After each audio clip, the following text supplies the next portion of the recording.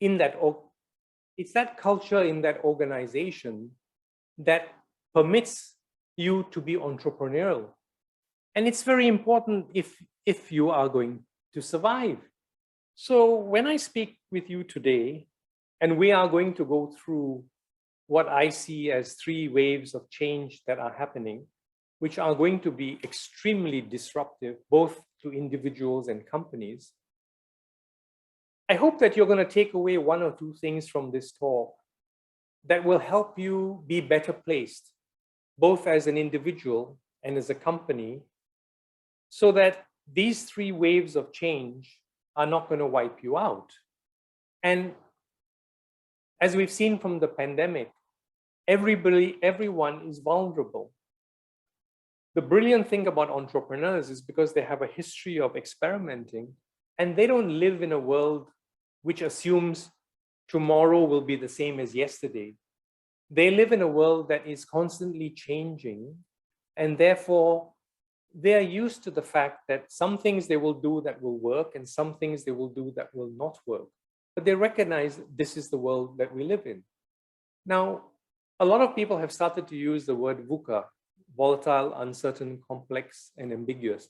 It's a great word, discovered by the Americans who have, last week been taught the lesson again, that everything that you plan in Afghanistan doesn't go the way you think it will.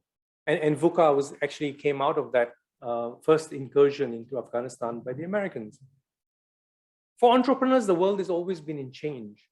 And so let me walk you through the 3 waves: learning, working, and investing.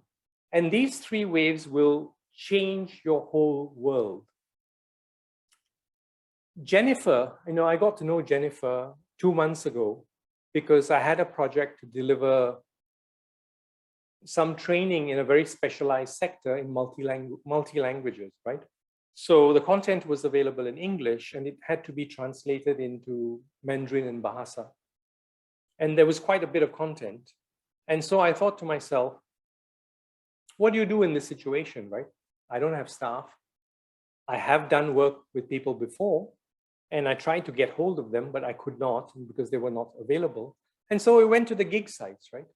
And so you go to the gig sites and there are a number of them now available. And I put out the request for work with a small test project. And when I looked through the people that were interested in responding, I found Jennifer. And Jennifer was really brilliant, right? So she stood out amongst the whole bunch of people that were there. And she was willing to do the test for me. And so I sent her some files and she reverted, almost the next day with the voice and one innotation or dialect. And then a couple of hours later, she sent another one and then another one. And, I had this interaction with her and I said, I like this part of it, but the pacing is a little fast. And Jennifer is really an expert at doing videos and voice and machine learning. So Jennifer is a product of this sort of learning that, she finds something that she's interested in doing and she pursues it and she gets better at it. And so she learns one particular program that does conversion from English to other voices. And then she learns another one and another one and another one. And then she learns a little bit about editing. So, for 1 week, she's attending some program in this college. And then next week, she's attending another program at another college and acquiring another skill. And all along, and as I found out later, Jennifer is learning on the job. Now, she's brilliant and she's committed and she's extremely hardworking. And so she goes very far, right? And so she's able to do work at a pace and at the skill level much higher than many other people. But she doesn't have a formal degree.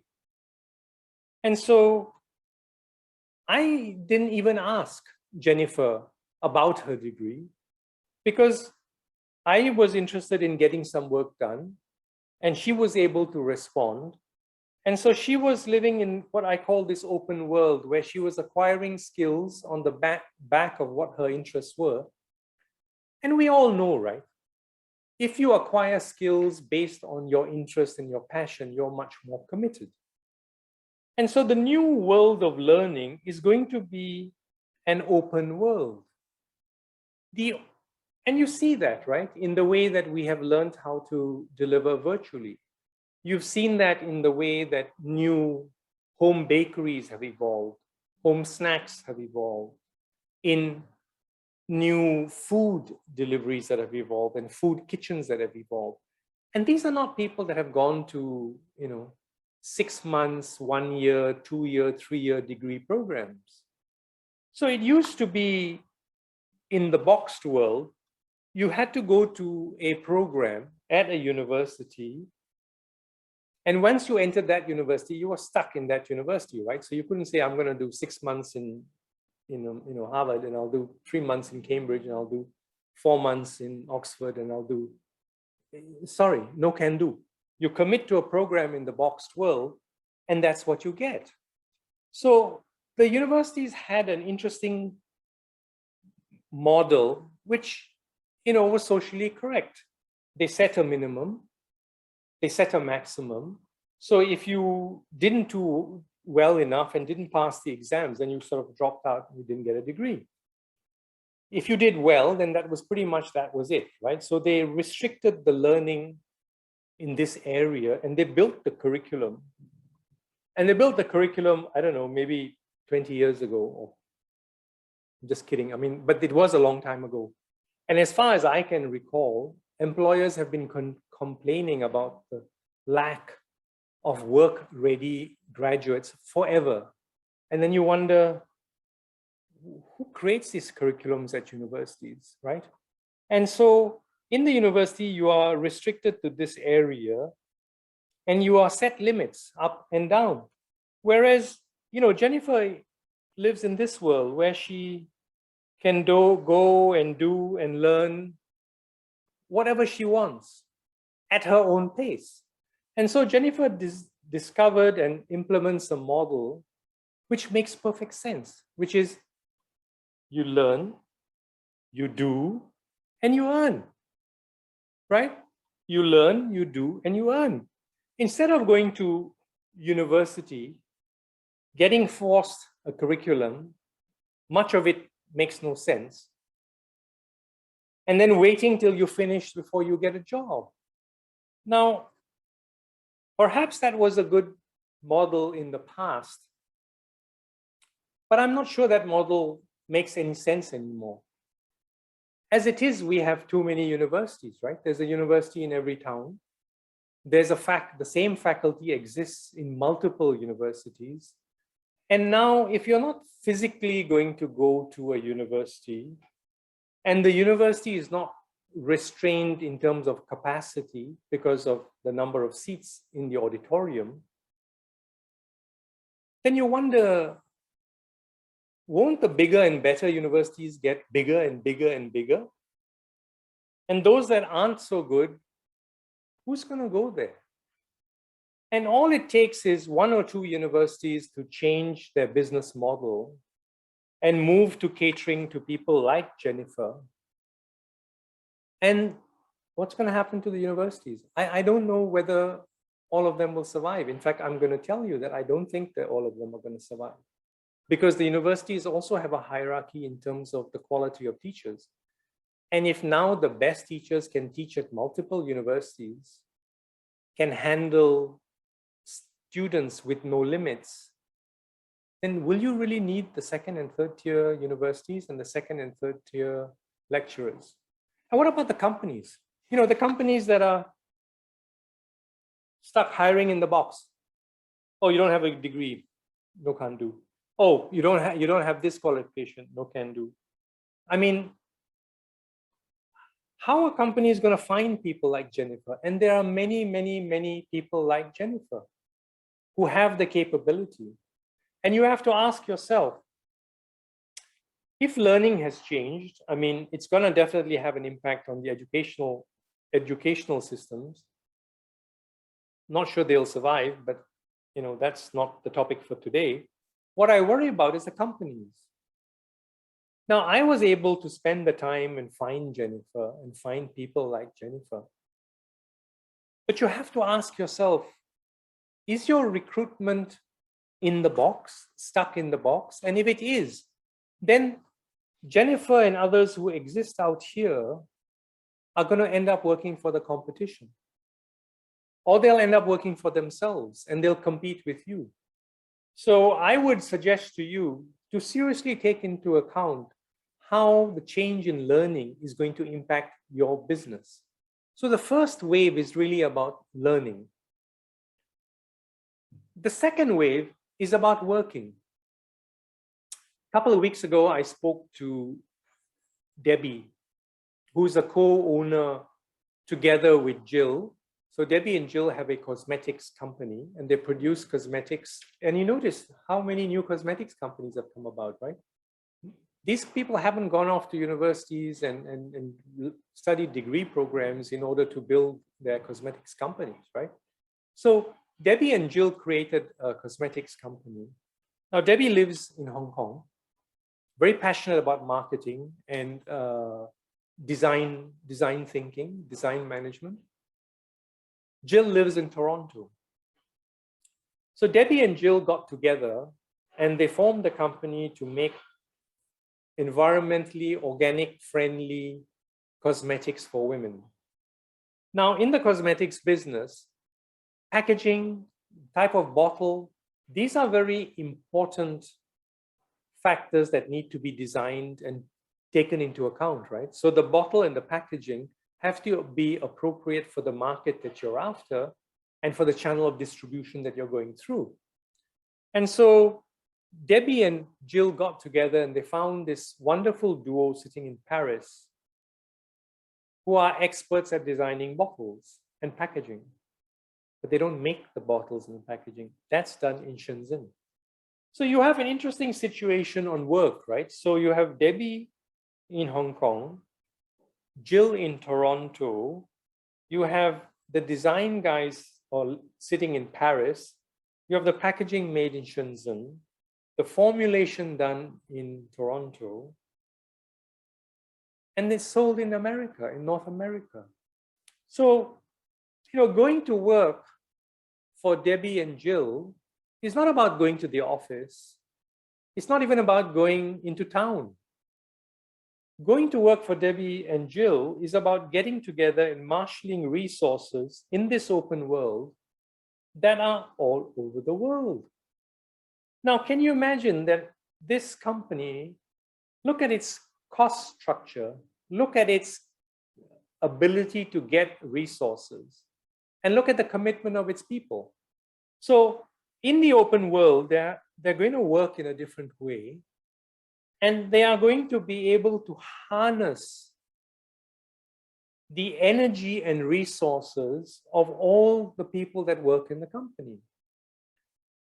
And that's entrepreneurial, right?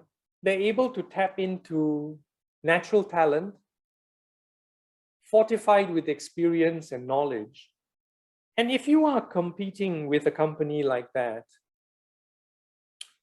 ask yourself, are you going to win? Because if your company has constrained learning, and now it's constraining working, so you only want to hire people from this learning category, and you only want to hire people from your town, and you only want to hire people that you can see, and you only want to hire people who work in an office and from 9 to 5, how committed do you think your people will be?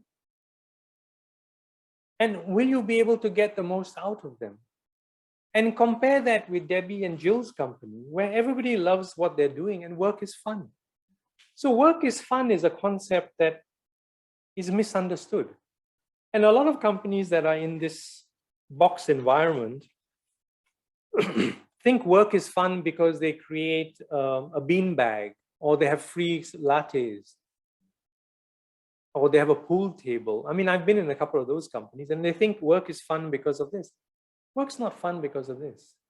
Work is fun is because it gives you the flexibility to allow you to do what you want to do. And so for companies like Debbie and Jill, they measure output. They respect the people that work for them. They are able to marshal resources from around the world, and they reward people appropriately. So they don't put them in a box. And how you work we've seen it's possible. But yet there are a couple of companies, actually not, there are a lot of companies that are hanging on to that, oh, we have to do it this way, right? How do you think those companies are going to do against the companies like Go Ai Ching, who has a software company based in Penang, which is up north from me? Employees around the world, and they work 4 days a week. How do you think you're going to do if you have these unnatural constraints on how people should work built on some old concept? I don't think that you're going to find the people that Debbie and Jill found. I don't think you're going to find the people that Ai Ching found. You're not going to find people like Jennifer. So what's going to happen to a company like you if you're stuck in the box? I don't think the end will be pleasant. It equally applies to people. Because in the unboxed world, there are no limits that we talked about, the good can become exceptional, the exceptional can become super exceptional. And that means that the gap between those who exceed and those who meet expectations is going to just widen. And that will probably have an effect on rewards. So how you work is going to be a major wave. And I encourage you in your companies and the companies that you work for to think about this. So the first wave was how you learn. The second wave was how you work. And that needs to change, because if it doesn't change, you're not going to get these people to work for you. And if you don't get these people to work for you, they'll either work for the competition, or you get somebody like Eric Yuan who walks out and says, you know, I'll do it my way. So two waves of change that are going to be extremely disruptive. The third wave that I wanted to talk to you about is investing. So recently I sat down with Alex, and Alex is a bright young boy, and he has been working for a couple of years. He's very understanding of the need to invest spare money. And so he's quite unlike a millennial. So he's a unmillennial millennial. And I sat down with him and I asked him, I said, so Alex, where are you putting your extra money? And he said, uncle. Oh, that's a sore point, right? You begin to be called uncle by people. Anyway, so Alex sat down and he explained to me how his portfolio was arranged. So he is investing money with an online wealth management company, all right? Now, you can call them robo-advisors, or you can call them wealth management or online management. And so he has allocated his portfolio. So he's got 15% in gold, he's got a certain percentage in fixed income, and then he's got a certain percentage in startups, and he's got a certain percentage in crypto. And I was asking him, so how's it doing, right? So he's saying, you know, overall, my portfolio has returned 18% this year. Some of the sectors have done better and some haven't done. And so I'm thinking of adding more into the fund and changing the allocation a little bit. I thought to myself, whoa, I mean, how much money does this young man have that, you know, he's talking about changing allocations? So I asked him, I said, so Alex, how much are you investing every month? Because he has a scheme where he puts money in every month. And he said, uncle, $500. And I'm thinking to myself, $500, and you are allocating it across different portfolios, and each portfolio is giving you a report I mean, this is mind-blowing. Can you imagine? You walk into your local bank and tell them, you know, I've been depositing and a customer of this bank for 20 years, and I'd like to talk to you about my investment options. And they're very nice because they don't know yet how much you're going to invest. And so they send you into this room, and this very young person comes to you and says, so, uncle, how much would you like to invest? And you look at him and you say $500. And when you say $500, that's the end of the conversation, right? If you came in with $500,000, well, they'll say, oh, we have this great product and it's going to return you 0.5% with no risk, or 6% with some risk. And you think to yourself, Alex is doing all this with fractional ownership. He's built a whole portfolio and he's able to actively manage it and adjust it to his needs. And he understands there's risk. We all understand there's risk. But the risk is something that all entrepreneurs understand. And we all take a certain amount of risk. And, you know, investing is a typical one. So in the old days, you used to invest in a property like a house, or if you had a business, then your factory or your office, and those are considered good investments, right? The thought of investing in shares and stocks outside your border, not possible. You couldn't get information. And if you could get information, you couldn't send money. And if you could send money, you couldn't own the stocks because opening a broking account was so difficult. And so in the third, you know, in the third part of disruption, we look at investing. And so many of us have grown up with this notion of investing, that you have to invest in assets that you can see, in assets that are down the road. And the concept of fractional ownership just didn't exist. There was no such thing as fractional ownership, right? Can you imagine? Alex owns 1/26th of 1% of Bitcoin. I mean, go figure, right? So if there are restrictions on transfer of money, as there had been for some time, I mean, you just buy some Bitcoin and send that out, right? So we have, unfortunately, a bunch of companies that have this concept of investing and they're stuck in the box. And the box is probably because, you know, many people grew up with this idea of a piggy bank, right? So you take a nice animal, has a hole in it, and every month you put money or coins into it. And when it's full, you open it up, and what you have is just what you put in. And that's wonderful for saving, because that's saving. But what Alex is doing is not saving. Alex is investing. And Alex is recognizing that it's an unboxed world. And so he can invest in Bitcoin. He can invest through crowdfunding platforms. He can invest in direct equities. He can invest in NFTs. There's a whole host of investment opportunities open to Alex, because he doesn't come from this old piggy bank world, right? Where, you know, you were very happy if you got your 0.5%, and you go to the bank and say, you know, how's my 0.5% doing, right? So if you're after the 0.5%, then you're limiting yourself, and I don't think the end will be very great, because that's the world as it is today. Look at how banks are going to react, right? So today banks are dealing with customers who live in this world. They have a pay slip. They have a pay slip for the last 3 months. They have their employment tax forms.